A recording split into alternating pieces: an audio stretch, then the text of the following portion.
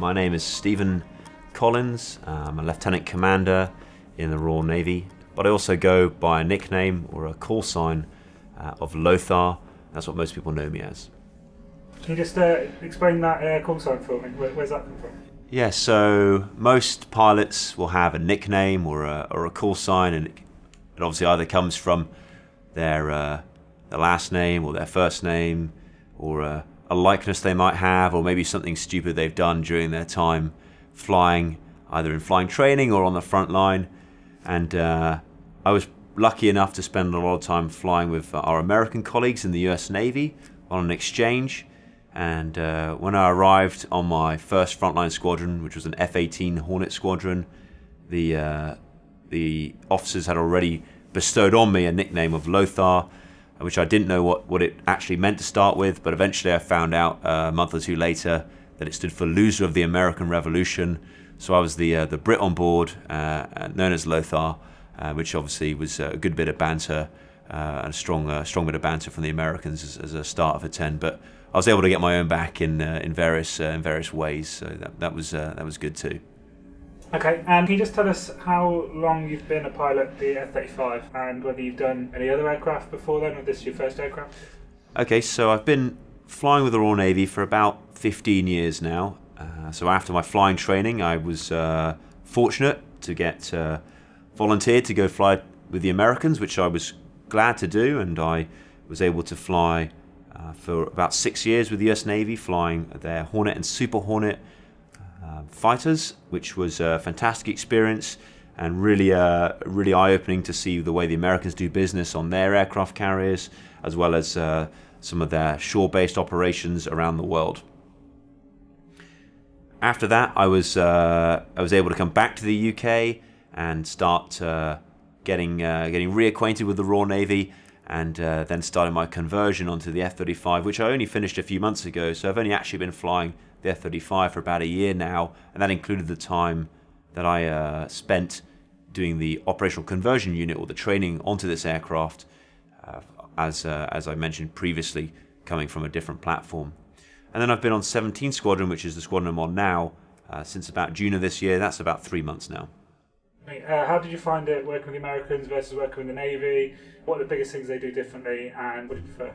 So the biggest difference I find with the Americans is scale. There's just something really cool when you've got 44 fighters on the deck of an aircraft carrier with helicopters and propeller-driven command and control platforms, all working in unison together, and their depth of experience and their knowledge of doing carrier aviation is just is world class. And it was really cool to be part of that and to see that well-oiled, finely tuned machine working day in, day out on operations, as well as during training and workup serials. So that was really cool to see. What I really enjoyed about coming back to the Royal Navy and being on board a Royal Navy ship is the wardroom atmosphere and the kind of good banter that we have between not only the officer corps, but between the officers and those that work from the senior rates mess, as well as from the junior rates mess all around the ship. So that's what I was really missing when I was with the Americans, is that kind of UK or British sense of humour, and I'm really glad to be able to have that back again now that I'm back on board a Royal Navy ship. What will the F-35's role be as part of the Carrier Strike Group? Okay, so the F-35 is really a jack of all trades, and that can be used in many different scenarios or many different mission sets within the Carrier Strike Group. So not only can it be the strike platform, so to launch off the aircraft carrier with air-to-surface weapons or air-to-air weapons, to proceed ashore over the beach to either strike targets on the ground or to clear the airspace of enemy aircraft, to then allow either other F-35s or other platforms altogether to come in and strike targets, which is, of course, what we all think about when we think about F-35 or strike fighter aircraft or fighter attack aircraft. But also, it can extend the eyes and ears of the fleet, so it can be airborne and using its various sensors help detect and or identify other platforms that might be flying in our general vicinity or the general vicinity of the strike group. And those might be surface ships, those might be aircraft over the land or over the sea, and even could go as far as to see what vehicles or personnel movements are going on ashore that we may be interested in. So really, it can do kind of a combination of all of the kind of things that this carrier strike group might be interested in knowing. So what made you want to become a pilot? What drove you to this?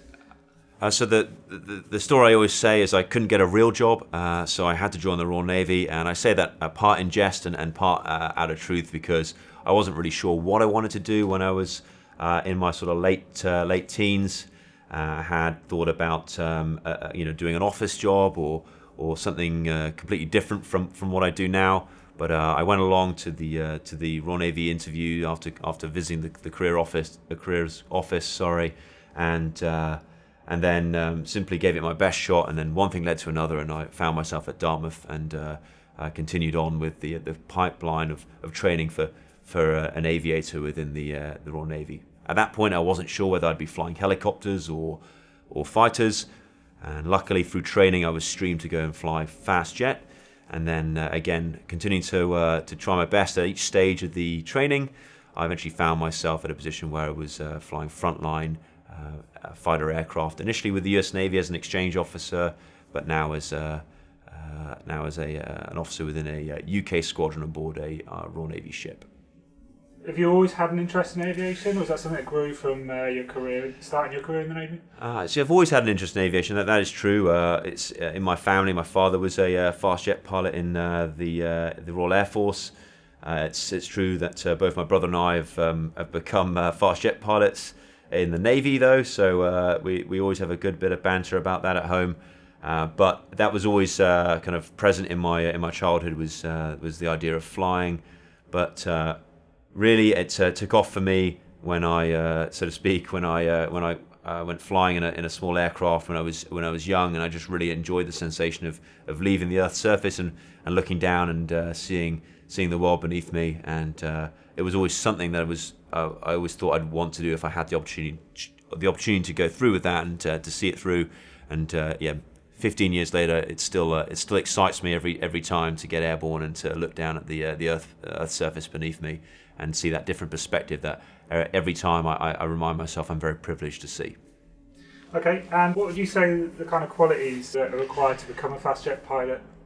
So I get asked this a lot, actually, by various people, and everyone seems to think that you've got to be the cleverest, smartest, most switched on guy or girl in the world, as those who know me will tell you that that's not the case for me, and I don't think it's the case for being, or it's not the case or it's not the requirement to become a fast jet pilot. I think it's there is an element of being able to understand the world around you and judge kind of the visual picture you see out the cockpit, as well as to kind of fuse information that you're getting over the radio and maybe from sensors on the aircraft, such as the radar, and to kind of put all that information together into your head and understand not only where you are in space and in time and in the situation around you, but also understand what's going on with either the airfield you're trying to land at, or maybe your wingman who's a few miles away, and kind of succinctly and quickly put all that information together and then come up with a strategy on how to deal with either that emerging problem or to continue down the route you're planning to go down. And really, it's just that that kind of situational awareness, that ability to kind of put in all those different bits of information, or take in all those different bits of information, put them together, and then have a kind of understanding of the world around you.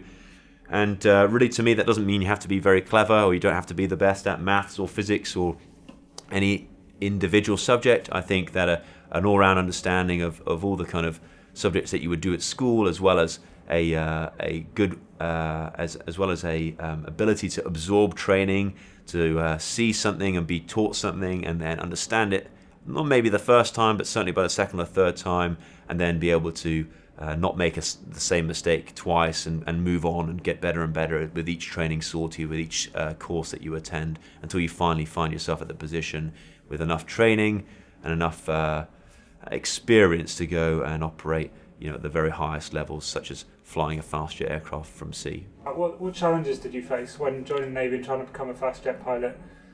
So, becoming a fast jet pilot in the Royal Navy is only, I would say, about half of what is involved in your day-to-day business.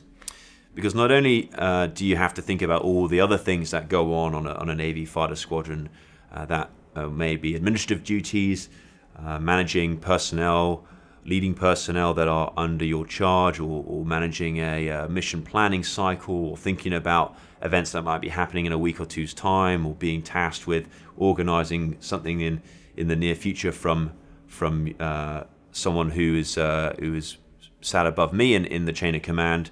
But also, every day I'm still an officer in the Royal Navy, so I still have to understand more than just my own job. I have to integrate with our surface warfare or subsurface warfare, as well as our air defense or air warfare personnel. So I've got to not just be a subject matter expert in my own craft and my own trade, but also have a good understanding, good working knowledge of what is going on around me.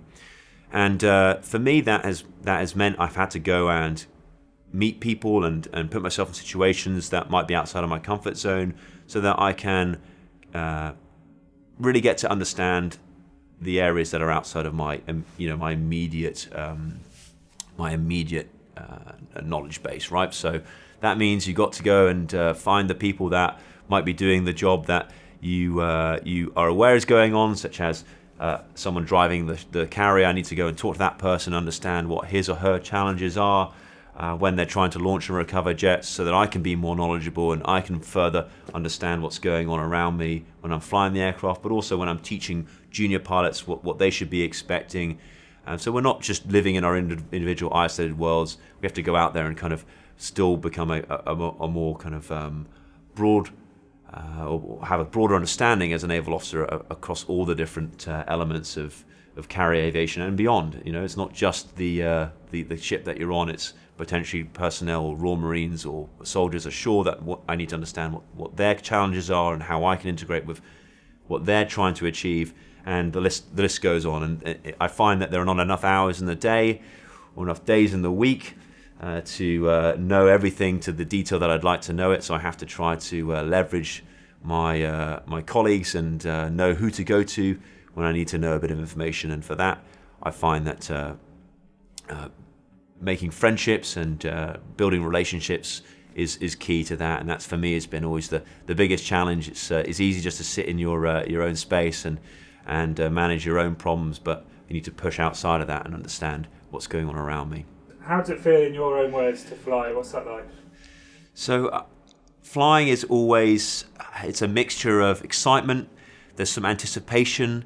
Sometimes there's a little bit of nerves, a little bit scary, and then there's also a good amount of just hard work and trying to achieve the mission, or the serial, or the test point, or just do the part of the flight that you're trying to execute as well as you can. And that always results in just hard work and getting your head down and trying to remember all the different pieces from the brief and from the mission plan and from the training before that, and then not screw it up. Hand in hand with that, there's also a sheer fun factor of lining up before the ramp on the carrier, converting the aircraft into a STOVL mode, or it's short takeoff and vertical land mode, where the nozzles are angled downward, the engine spins up the lift fan, you feel the aircraft start to change and vibrate, and you now push the power up, and you can feel that she's getting ready to get airborne. You're holding it against the brakes, and now you're waiting for the flight deck officer to give his last signal and point you down the deck. And that whole time, the anticipation is building, your heart rate's building. You're a little bit scared. The ship's pitching, and you can see beyond the carrier's the bow of the carrier about where you're about to go. And then you slam the throttle open. You feel the jet start to really spool up. She's holding against the brakes. You release the brakes, and you start to accelerate towards the end of the deck. And for that whole run down the deck, there is definitely a level of question marks or anticipation in your mind. Is will it work this time like it's worked before, like it worked in the simulator, like it worked when we spoke about it in the brief. And then as you go off the front end, instantly you switch now to getting on with the mission. And yep, it's worked. I'm airborne. All the nerves have disappeared. Now I've just got to maintain my composure and get on with the procedures. So I'm going to level the nose, accelerate, and start talking to my wingman, checking with air traffic control and all the other stuff that goes along with flying a mission. And I'm completely focused now, leveraging all the previous experience, the previous mission sets, or the previous training serials I've done up to this point. And then again, thinking forward and trying to not get behind the aircraft to make sure I don't screw something up as we continue on. So it really is that mix of anticipation, a little bit of nerves until you're off the front end, and all of a sudden, for me at least, it becomes all about business at that point.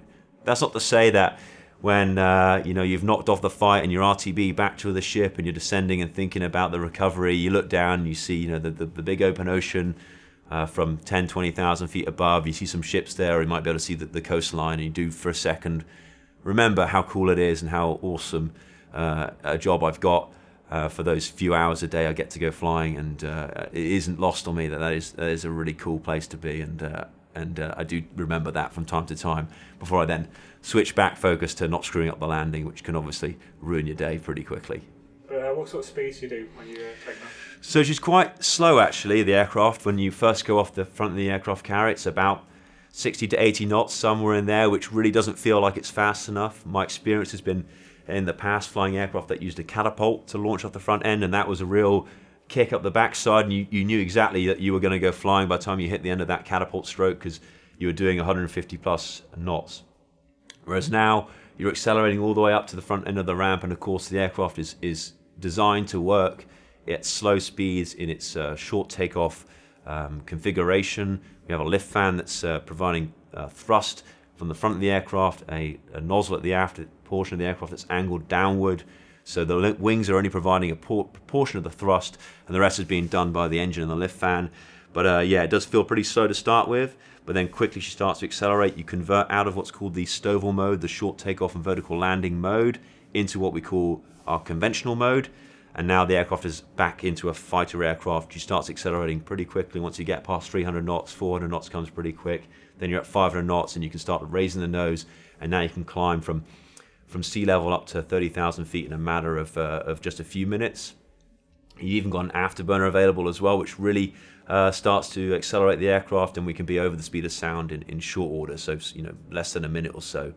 The actual top speed of the aircraft is obviously classified, but over Mach 1.0 is no problem at all. We start to run out of speed as we get much faster than that. But again, it's normally a trade-off between how much fuel do we want to burn to stay above that super or stay in that supersonic regime, because of course we can definitely go there, and we can definitely be at high speed, but we're going to be burning our fuel much more quickly, which means we're going to be out of the fight and coming home much more quickly. So what we like to do is stay around the supersonic region, but not far into it, so that we can just apply a little bit of judicious use of afterburner when we need it to accelerate, and then, for example, be ready to employ an air-to-air missile or execute a 1v1 merge to start some air combat maneuvering, and we have the energy and the airspeed package we need to do that.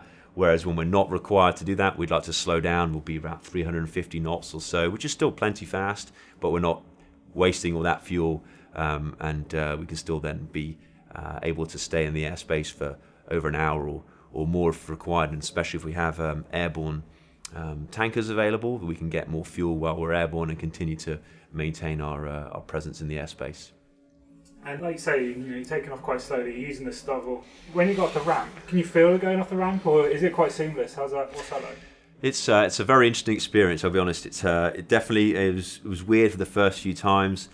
You accelerate down the deck, and then you've got a face full of this ramp, and it's very easy just to kind of stare at the end of the ramp and just have kind of no idea what's going on until all of a sudden you're airborne.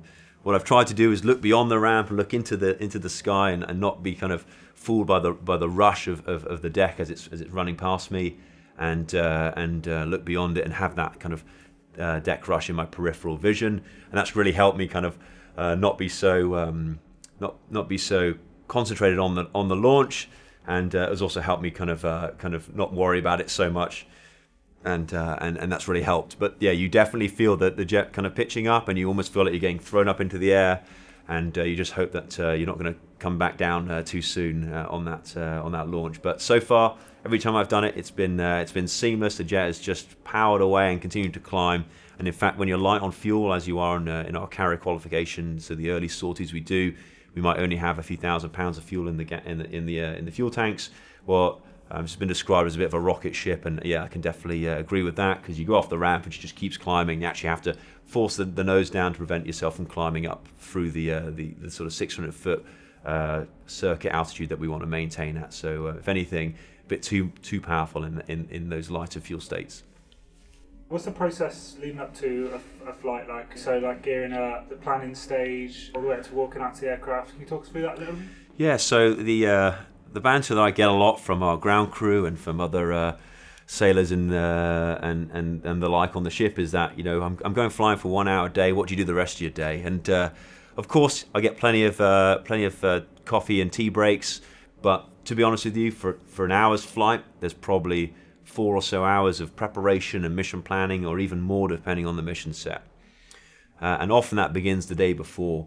So we'll start figuring out where we're going to be flying, who we're flying with, what the mission is that we are asked to execute, what ordnance we might be carrying on the aircraft. We get all our ducks in a row, and then the next morning we come in and we do the final portion of the mission planning with our INT personnel, intelligence personnel, as well as other entities that are going to be part of that mission. So if we're executing with some other airborne assets, there's some other fighters, and maybe we're playing the kind of what we call red and blue. So the blue fighters being the good guys and the red fighters being the bad guys, and then we can simulate an air-to-air engagement where we've got to establish who's going to be where, what times, what altitudes, all that sort of stuff. And that would kind of happen in the mission plan. Once we've decided what we're going to be doing, we then go to our individual briefing spaces. We brief the mission, that's normally about an hour, and then we leave ourselves about an hour and a half to be able to coordinate with the ship and make sure that everything that we intend to do works with what the ship's schedule is going to be. Of course, some of that's been worked out prior to that point, but there needs to be a final kind of line in the sand that the ship is happy that we're going to be launching on the times we say we're going to be launching with the aircraft we say we're going to be launching with, etc. And then we actually need to go and give ourselves about an hour to walk out of the briefing room, grab a last-minute espresso or a glass of water or something, and then go to our lockers, get on all our pilot gear. So that's anti-G trousers that will squeeze your lower extremities to prevent you from passing out in high speed and high energy maneuvering. We've got a jacket that has a life preserver as well as some survival equipment, and a very kind of modern helmet that has in it as well projector displays that are projected onto your visor. All that's got to be put on. That takes 10-20 minutes. When we do that, we walk out, we sign for the aircraft, we talk to our engineers to make sure there are no kind of issues with the aircraft about to fly, or if there are, we have to have a good understanding and a good discussion about what those issues might be, so that we're comfortable taking the aircraft, or maybe the engineers want us to have a look at a few things that were perhaps found as faults on the previous events. So we take that in, and now we walk out to the flight deck, which is always an interesting place to be, with helicopters turning and tractors pulling jets from one side of the flight deck to the other, and potentially other jets running. You have to snake your way safely to your aircraft. Now you meet your ground crew there, get in your aircraft, start up, taxi on the flight deck, get to your launch position, do all that in time to be ready for the launch as a second hand ticks over to the exact time that you said you were ready to launch at, and then at that point you're off the front end. So really, there's a lot of work goes into that launch and that hour or so in the airspace. And then I've got to say, when you land, the job's not over either. We now got to collect the data. We go and take our cockpit recordings into our briefing spaces. We look at what went on. We make some notes. And then we get back together and we look at where we didn't do so well and what we can improve upon. Look at lessons learned. And maybe we're able to now send some of those lessons learned out to other squadrons or other units, so that they can benefit from those same lessons and those same learning points. And then that's about time now for some scran, for some dinner, and maybe, if we're lucky, for a light refreshment in the wardroom bar before we get your heads down and do it all over again the next day. And you mentioned the red versus blue sort of stuff. It's the kind of question that I know everyone would want to ask. Is like, do you get to do a bit of like classic dogfighting? Is it a lot different from Top Gun, for example? How's that? So, yes, it is a bit different from Top Gun. I've not had a lot of time to play beach volleyball without my shirt on and just wearing a pair of dog tags. But there's always the next port call. However, we are always operating to try and get the most out of what assets we have available. So if we do have enough aircraft that can get airborne and simulate a threat for us, and it's within our current mission requirements, then we'll go out and we'll do either 2v2 or 1v2 or 2v4 or whatever we have available, air combat maneuvering, which could definitely involve what we often talk about as dogfighting, or otherwise known as basic fighter maneuvering or air combat maneuvering, where we may set up specific fight scenarios, or we may just have it as a fluid fight like it would happen potentially in the real world, where you arrive at a merge from a number of miles away, having never seen the aircraft, using only your radar and other sensors to arrive at that visual engagement. And now it's definitely more of that Top Gun type scenario, where it's one aircraft versus another aircraft. You're flying your aircraft to the absolute maximum of its performance envelope, and you're looking to manage where your aircraft's nose is going so that you can try and get your weapons cued onto the threat and employ a missile or a gun or just maintain the positional advantage against that threat while that person is trying to do the exact same thing to you. And as you can imagine, it gets into a very dynamic scenario with jets looping and rolling around one another. But we make sure that we always do so in a professional manner. We make sure we're outside of a safe bubble, and I'll never go inside that safe bubble, so we're never going to have an actual hit between the two aircraft. Our weapons are obviously all simulated, as I'm not trying to actually shoot down someone out there, because that would make you very unpopular very quickly in a training scenario. And then obviously we set like a minimum altitude so that we don't go any lower than what would be a safe minimum altitude as we're executing these high NG maneuvers. So there's definitely an element of that kind of classic Top Gun style movie fight, but I gotta say it's actually all round much more professional than perhaps is portrayed in movies and TV shows, even if sometimes under threat of bravado, you may hear otherwise from fighter pilots in the bar, etc. You talk a lot about what's involved in that, so how does that feel? Or is it one of those things where you are just so involved in the job that it's all down the line, you're just thinking about getting the job done? And if it is, do you kind of get a bit of a rush afterwards, once you finally hit the deck and you've had a second to calm down? It's definitely a separate kind of or a game of two halves. Or there's separate kind of peaks and troughs as you execute the mission, right? So as I said in one of your previous questions, lining up to launch, there's some anticipation. You go off the front end, now you're focused. You check into the airspace and you execute the mission as whatever that might be. And normally, for me, I'm focused the whole way through, or at least I'm trying to focus, because I'm trying not to drop the ball and screw up and waste all the training opportunity, or even worse than that, if it's an operational mission, trying to screwing up any kind of assets or personnel on the ground that are relying on me to do my job correctly. So yeah, I'm 100% focused at that point. If I'm honest, I don't think about what's going on in terms of altitudes or airspeeds. I'm not worried about it. I'm not scared of it, and I'm definitely focused on the task in hand.